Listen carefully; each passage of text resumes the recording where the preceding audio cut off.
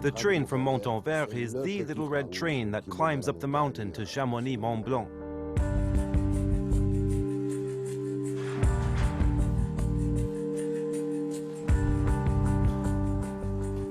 The grotto allows you to see inside the glacier, and there's really no other way of going into one. I mean, you could fall down a crevice, but that's not so fun. Ever since the 19th century, Chamonix has been attracting tourists.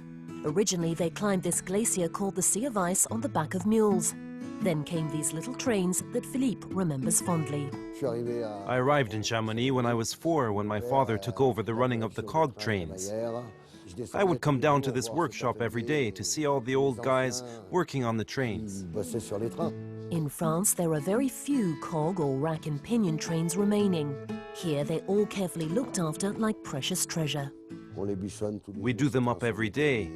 These trains are all cleaned, the mechanics checked, all the parts dismantled, oiled, and then put back together.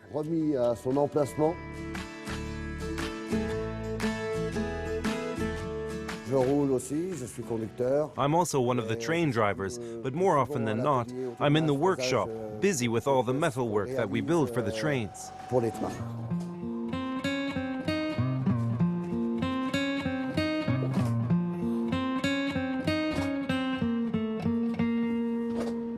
Every morning, these little red engines are prepared for the 1,000-meter climb up the mountain and for their daily load of some 4,000 passengers.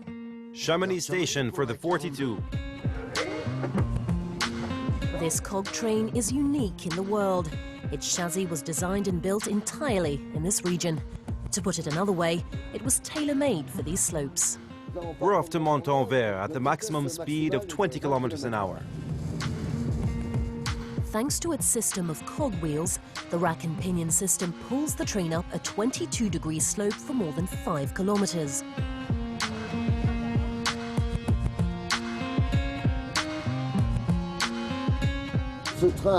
This train is 110 years old. From 1908 to 1954, it was pulled by steam engines.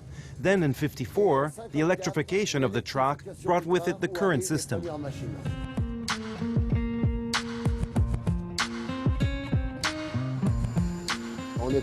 We're known around the world.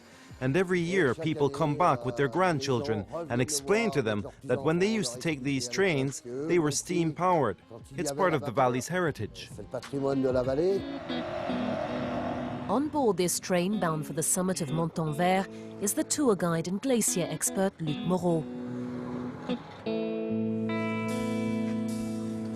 He's a regular to these icy slopes that he's been studying for years.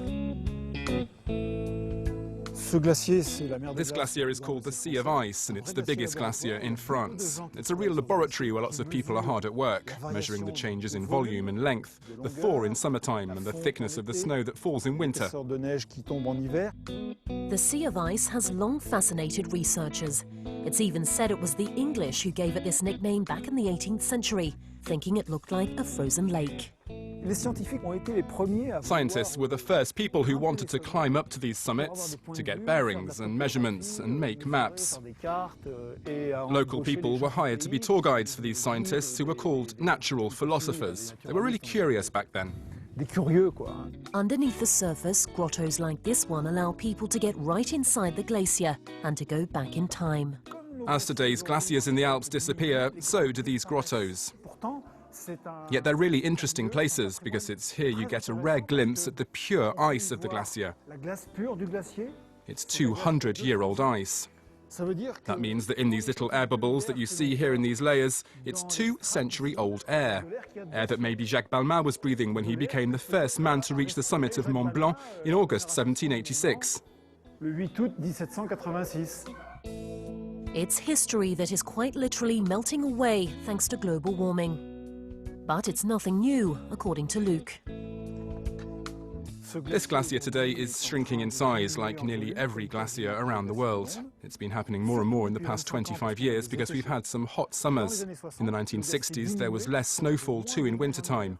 And today we see the glacier as it was in the Middle Ages. Back then it looked more or less like this.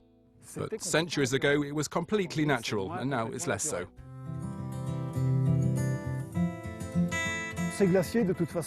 In any case, these glaciers are almost impossible to preserve. It's a place that's evolving with climate change, and it's also changing in relation to the snow that falls. But to get a little more to fall in winter will take more than a few prayers.